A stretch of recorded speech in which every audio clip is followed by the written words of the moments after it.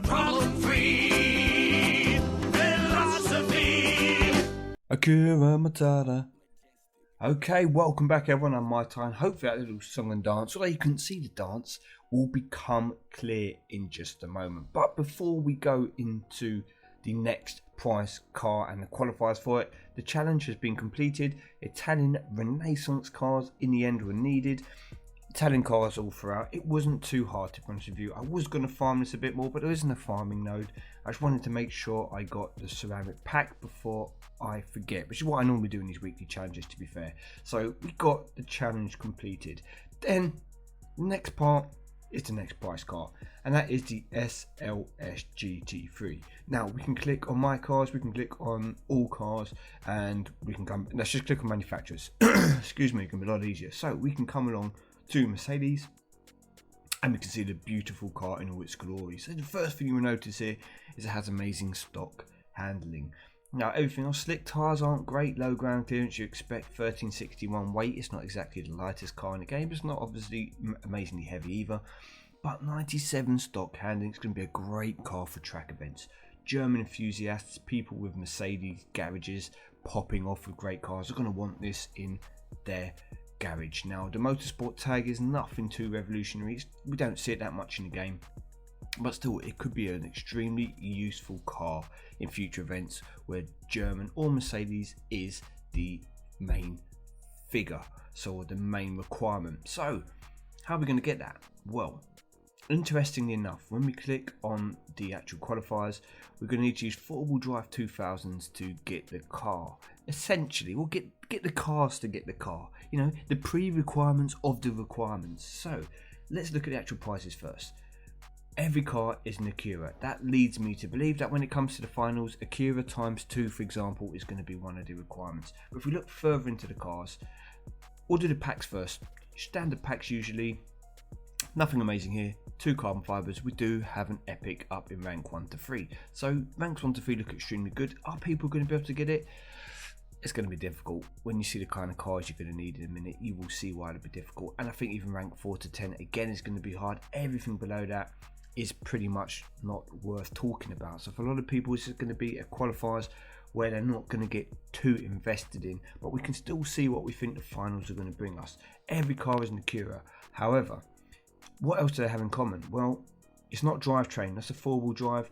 That's a 4-wheel drive. But then we see some front-wheel drive cars. Okay, so it's not drivetrain. It's also not tyre type, because we've got standards, we've got all surface. So we can't take either of those. We also can't take decades, because 2017, 1999. There's a discrepancy in the years. What else do they all have in common? All American Frontiers. Okay, so maybe it's going to be another American Frontier final, and then we see no, the Acura Legend doesn't have the tag. It's one of the OG Acuras in the game. So it can't be, well, it could be the American Frontier, but it's not guaranteed.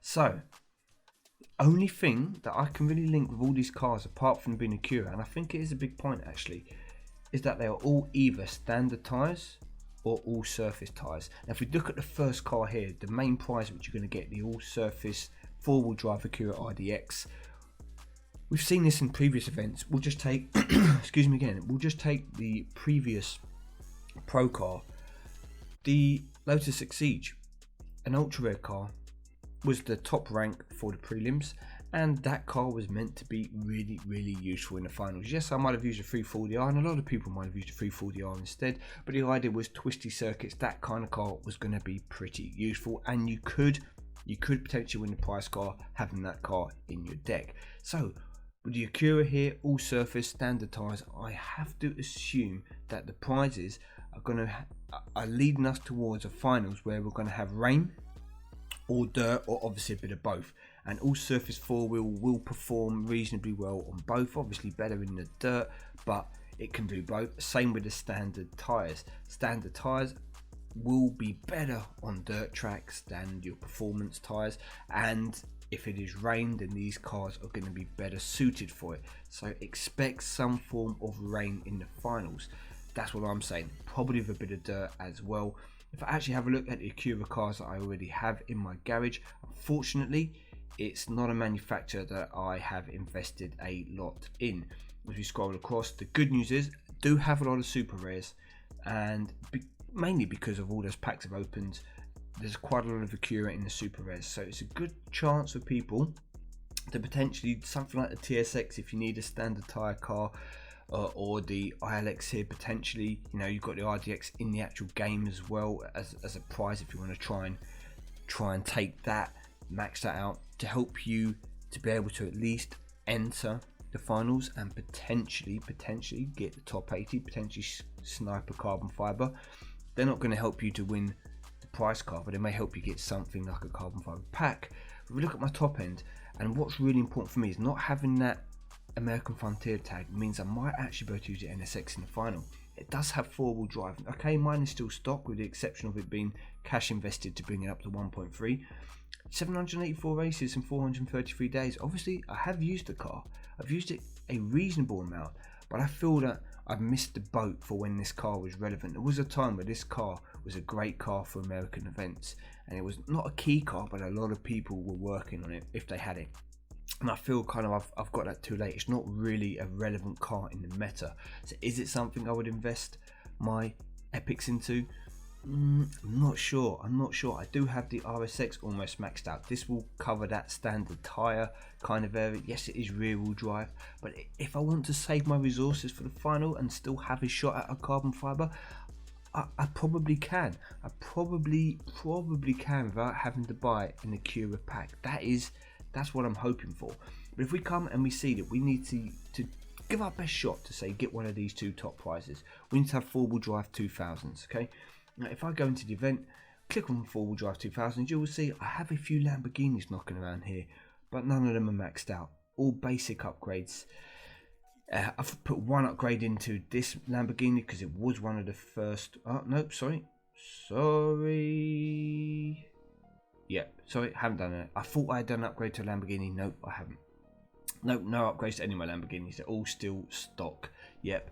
So none of these are particularly great. They're not game changing. So I don't think you're going to be working on too many Lamborghinis unless you're either an Italian car lover, a Lamborghini lover, or you've got a ton of spare epics because you're an OG of the game and you can just work on whatever you like. Going down into the epics and stuff, I can't remember the exact team that I was using. I am working on my Opel GTC. We'll come to that a little bit later in the video. But yeah, so requirement wise, I'm not going to be spending any of my resources to get these packs. I'm not going to finish in the top 10, but if you were to go and buy the packs yourself in the store, are they worth it? Well, 4-wheel drive 2000 carbon fibers, you can make that decision yourself by going to My Cars, clicking on all cars, going to the filter and putting in those requirements. So first of all, it's going to be 4-wheel drive, and then we're going to scroll down to decades and years and 2000s. And this will show you all the cars you can potentially get. You need to disregard the Suzuki Pikes Peak, you need to disregard the Bugatti Veyron because they're both prize cars, but the best car in the pack is a Bugatti Veyron 16.4. So that will be tempting to a lot of people. If you get a legendary from the pack, you can potentially get the Bugatti. However, if we scroll along, there are quite a few legendaries up for grabs. A lot of Lamborghinis. Unfortunately, it's a prize car Evo, so you won't be able to pull that out. Acura DNX, this could be an extremely useful car in the final. Some people might be happy putting this, but as we move across all the way down here, and then we hit the epics. Now there are some decent epics. The Evos, all good cars here. A price kind of, I forget that. Potentially, if you need 4-wheel drive standard tyres, the Phaeton could be okay for the finals. You know, but we don't know. While we don't know the full requirements for the finals, you don't know which of these epics, etc., are going to be decent. So probably the Bugatti is the best car people be wanting for. And as a sub car, if you've got the Acura, that might be helpful if you're going to attack the finals. But with so many legendaries, I think there's 24 in total. I think if I counted, let me just double check. So 1, 2, 3, 4, 5, 6, 7, 8, 9, 10, 11, 12, 13, 14, 15, 16, 17, 18, 19, 20, 21, 22, 23, okay, 24. A 1 in 24 chance of getting a Bugatti. That is terrible odds, okay? That equates to a little bit over a 4% chance. 1 in 24 chance of getting a Bugatti. So if you are fortunate enough to get a legendary, you're going to be extremely lucky again then to get that actual Bugatti. If you want to get in a Bugatti and that is your goal, I'm going to show you. You do not open that pack. Disregard that pack. You get a French carbon fiber pack. Why? Because when we come to Bugattis here, there are 5 potential Bugattis you could get. And even, let's just say you just particularly wanted the Veyron, yeah? The 16.4 Veyron. Let's just say that was the particular one you wanted. And you don't want any other Bugatti. Not only can you get 5 Bugattis here, that's a 1 in 5 chance, okay? And if we move along very quickly, I'll probably miss some out here, but if we go to Citroën, there is no legendary car, okay? There's no legendary Citroën. Citroëns you can get in the French pack. We move on to Fiat. There is no legendary Fiat. So, again, its odds are extremely high in your favour. DS, no legendary. The best one, Epic again. Scroll along. We're going to hit, if I miss any, I do apologise, but the main one we're going to do is Peugeot. Peugeot, we can start getting some more legendaries. So there's 1, 2, 3 and 4 potential legendaries, meaning that there's 9 you can get in this pack. 5 of them are still going to be Bugattis. 1 is the one that we want. Come to Renault, and again the Megane Trophy is the best car.